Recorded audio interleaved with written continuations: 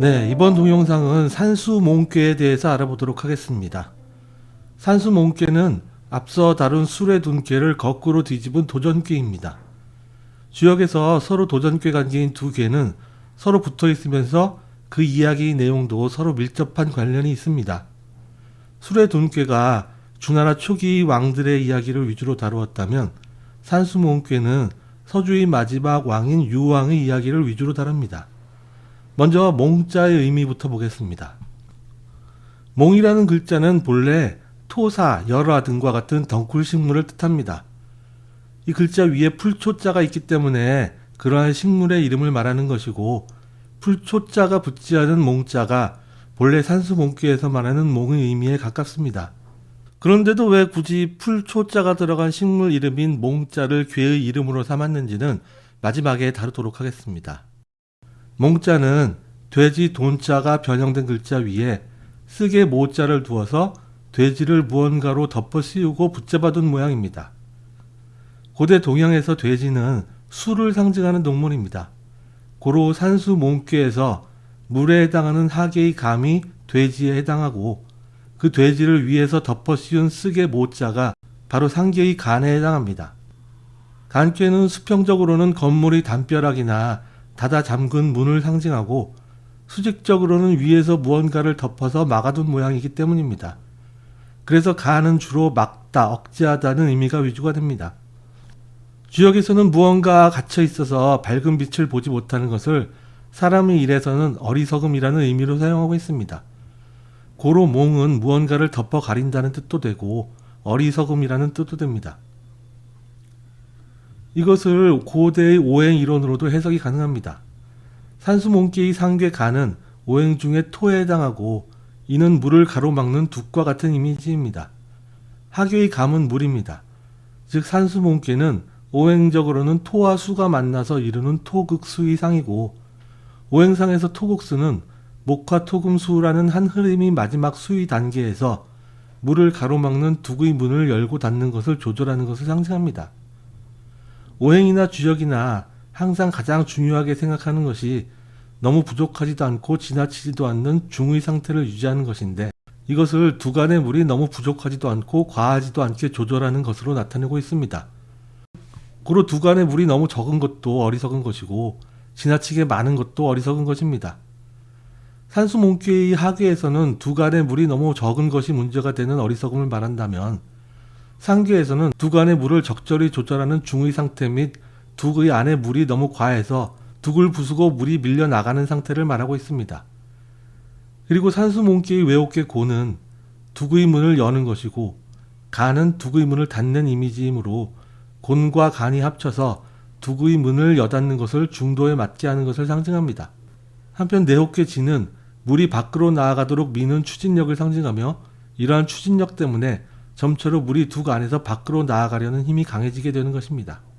물이 너무 적은 상태는 국가나 사람의 인체로 비유하면 아직 영양이 부족하고 힘이 모자라고 지식이 부족한 상태이므로 물을 더 담는 일에 치중해야 합니다. 이를 어기고 섣불리 외부로 나아가 전쟁을 벌이거나 큰 사업을 도모하는 것은 너무 일찍 나아가는 어리석음이 됩니다. 반면 상괴로 넘어가면 이제 두간의 물이 너무 많은 것이 오히려 어리석음이 됩니다.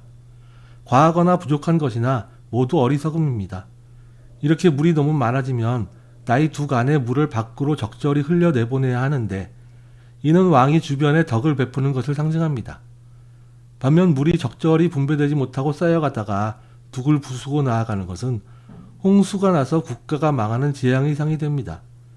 물이 너무 적은 것은 가뭄이고 너무 많은 것은 홍수이니 모두가 재앙입니다. 제가 다른 동영상에서도 설명했듯이 감꾀는 하괴에 오면 부정적인 이미지가 강하고, 상괴에 오면 왕의 덕, 중도의 덕과 같은 긍정적인 의미가 강합니다.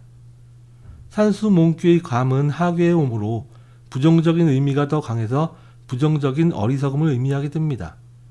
상괴의 간은 하괴에 음괴가 오면 하괴가 지닌 음적인 속성의 부정적인 면을 반대로 교화시켜서 중도에 맞게 길러가는 상으로 나타납니다. 감꾀는 물이고 물의 속성은 음입니다. 감꾀는 음꾀이기 때문에 산수몽꾀는 상괴의 간이 하괴 간의 음적인 어리석음을 중도에 맞게 교화시키는 역할을 상징합니다. 일반적으로 알려진 것과 달리 감꾀가 양이 아니라 음인 이유는 제가 다른 동영상이나 책에서 설명했으니 그것을 참조하시기 바랍니다.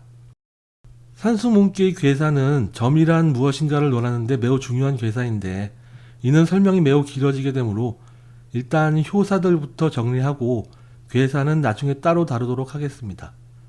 먼저 산수몽개의 초요부터 보겠습니다. 발몽, 리용, 형인, 용설, 질곡, 이왕린. 어리석음이 피어난다. 형벌을 쓰는 것이 이롭다.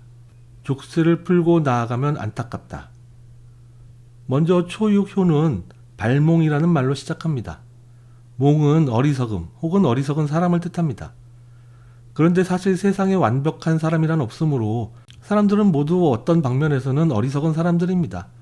다만 그 어리석음이 지나치지 않도록 교육을 받는 것이 중요할 뿐입니다. 감에 해당하는 어리석음이 내옥계 진의 추진작용으로 섣불리 피어나지 못하게 상괴 간으로 억제하는 것이 산수몽개의 기본 흐름이기도 합니다.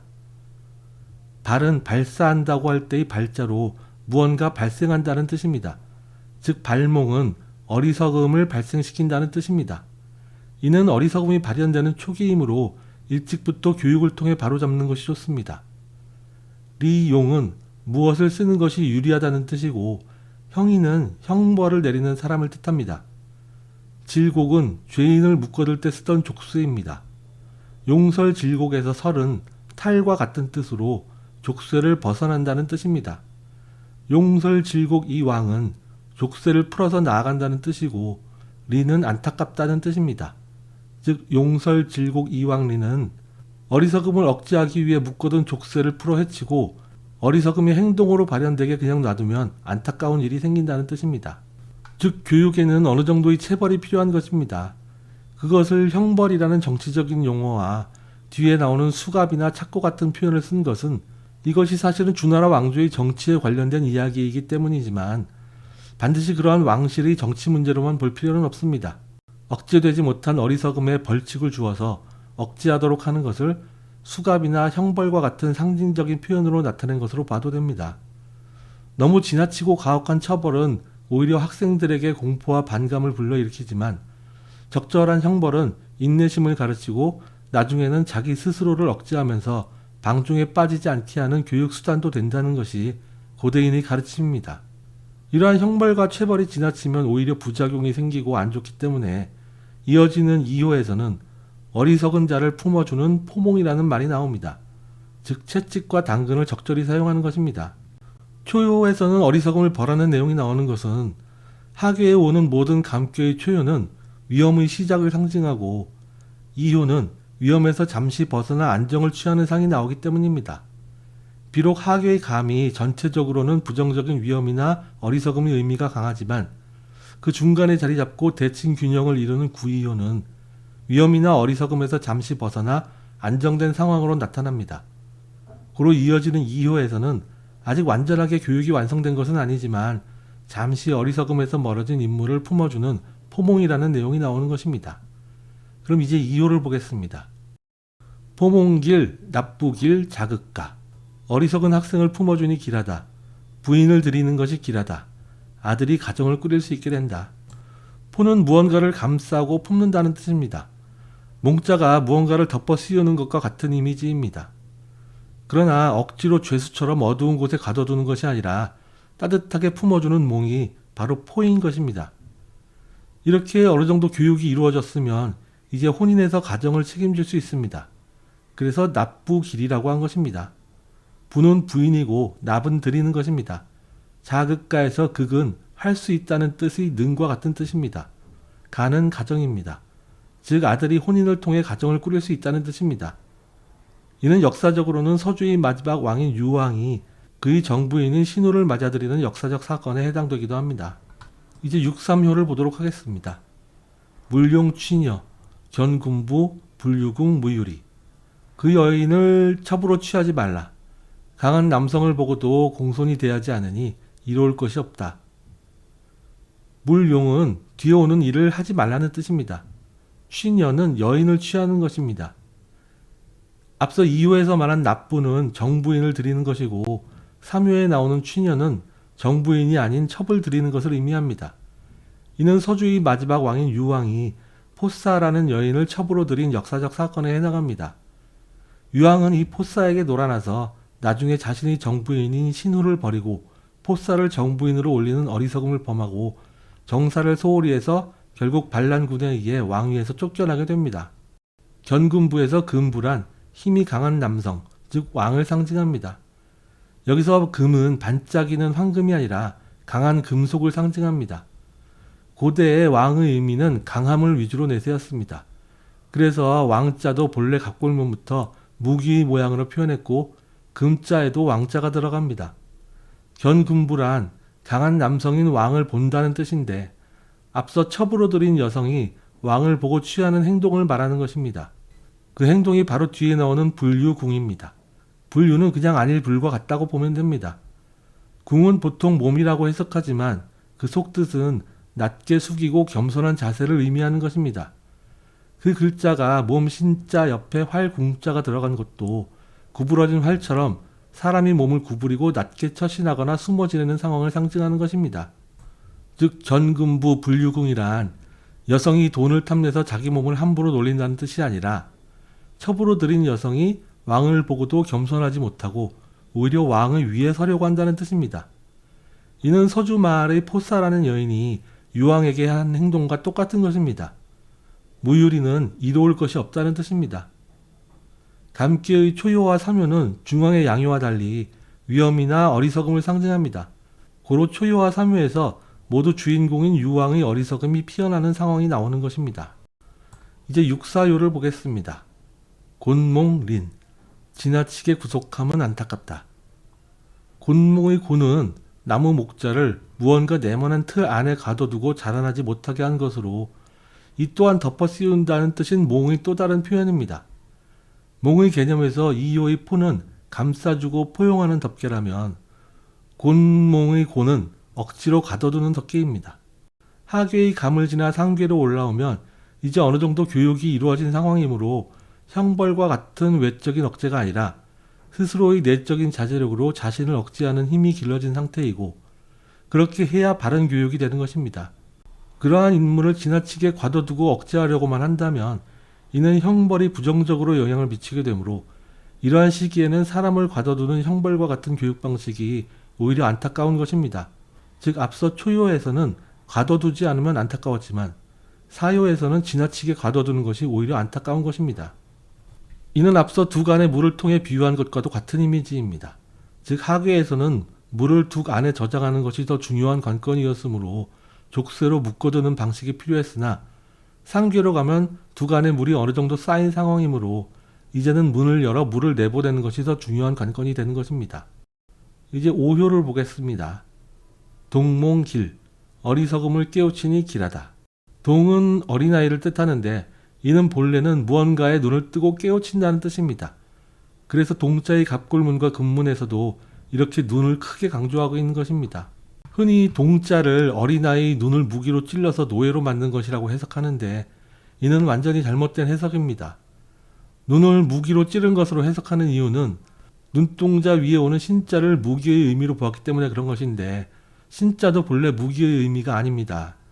신자는 새 시대의 주인을 뜻하는 왕이 땅 위에 우뚝 선 의미이며 새로울 신과도 같고 설립자와도 같은 의미입니다. 이렇게 새롭게 우뚝 선다는 것이 눈에 표현되면 눈을 밝게 뜬다는 뜻이 되는 것이지 이것이 노예의 눈을 찌른 것이라는 것은 완전히 잘못된 해석입니다.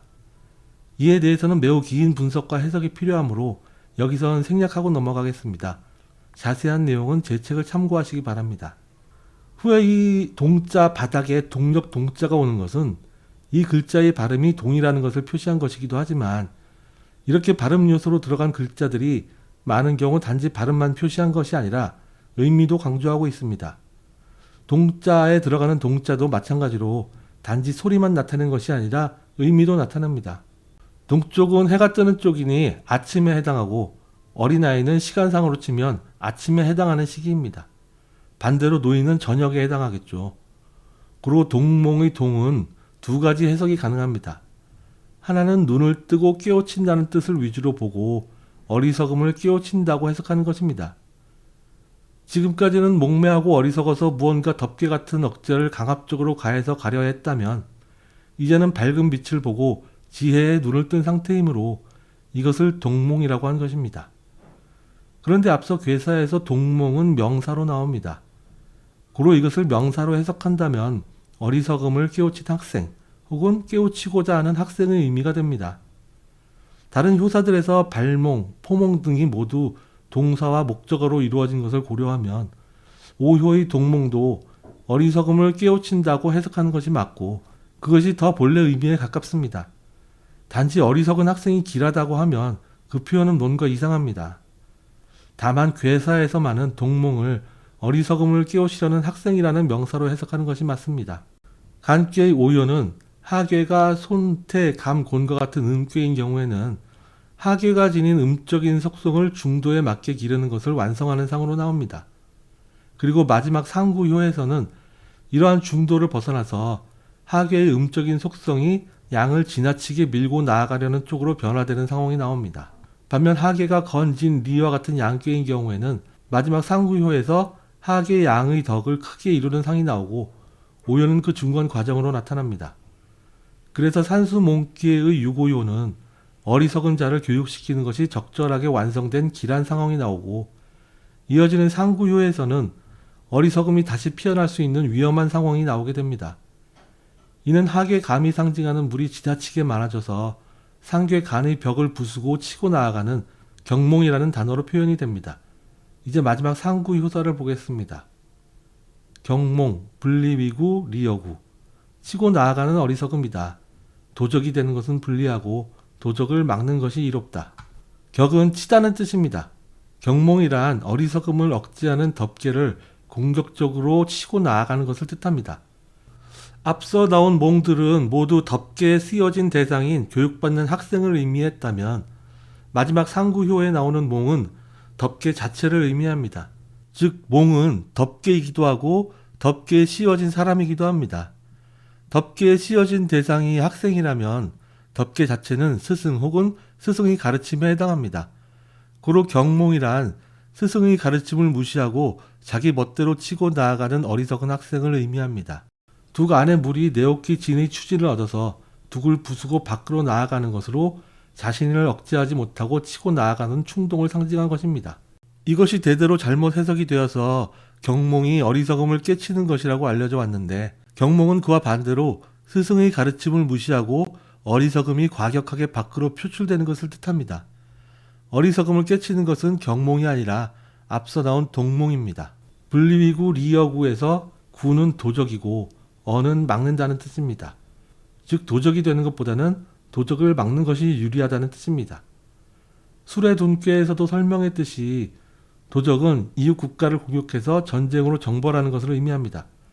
그러므로 이러한 전쟁은 어리석음이 다시 생겨나는 것이고 하괴감의 음적인 속성의 부정적인 면이 과하게 표출이 돼서 벽을 부수고 나아가는 것입니다.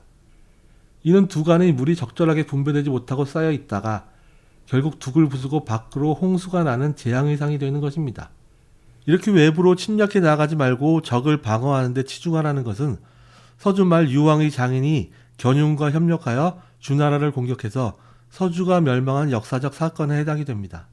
지역에서 대부분의 괴들은 하괴가 주인공이 되어서 점차로 시간의 흐름을 따라 하괴가 상괴로 올라가는 동적인 구조를 보입니다. 산수몽개는 하괴의 감이 주인공이 되어서 상괴 간으로 차올라가다가 마지막 상구효에서는 하괴 감의 물이 상괴 간의 문을 부수고 나아가는 상이 나오게 되고 이는 스스로 억제하는 힘을 유지하지 못하고 스승의 가르침을 거스르면서 밖으로 나아가는 어리석음의 상이 되는 것입니다.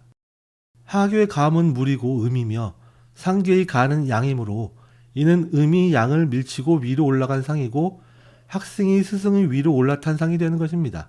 한편 고대인들의 관점에서 남성은 양이고 여성은 음이므로 음이 양의 위에 올라간 것은 여성이 남성 왕의 위에 올라탄 상이 되기도 합니다.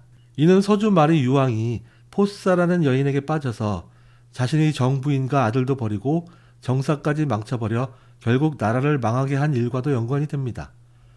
그러므로 몽꾀의 이름이 단지 덮어 가리는 몽이 아니라 풀초자가 붙은 왕이여라는 식물의 이름으로 된 것은 이 괴가 서준말의 포스사가 유왕의 위에서 정사를 농락한 일을 반영하고 있음을 암시하기 위한 것입니다. 왕이여란 왕의 여인이라는 뜻으로 공주를 칭한다고 보기도 하지만 왕의 여인 전체를 일컫는 말이 되기도 합니다. 왕이여라는 식물이 넝쿨처럼 나무를 타고 올라가서 이끼처럼 나무를 다 덮어버리므로 이 또한 음이 양의 위로 타고 올라간 상이 되기도 합니다. 왕이여를 여라라고 부르기도 하는데 이 라자에서 풀초자가 빠진 라자는 그물을 뜻합니다. 이 또한 음이 양의 위로 올라가 그물처럼 양을 다 덮어버린 것을 반영하고 있습니다. 이렇게 음이 양의 위로 올라탄 것을 유왕의 시기에 서주가 망하는 상으로 본 것은 사마천의 사기에도 나오고 주역의 택천 쾌기에서도 나옵니다. 단지 산수몽귀 하나만 가지고 억지로 이런 판단을 내린 것이 아닙니다. 자세한 내용은 제 책 해와 달의 노래 주역을 참고하시기 바랍니다.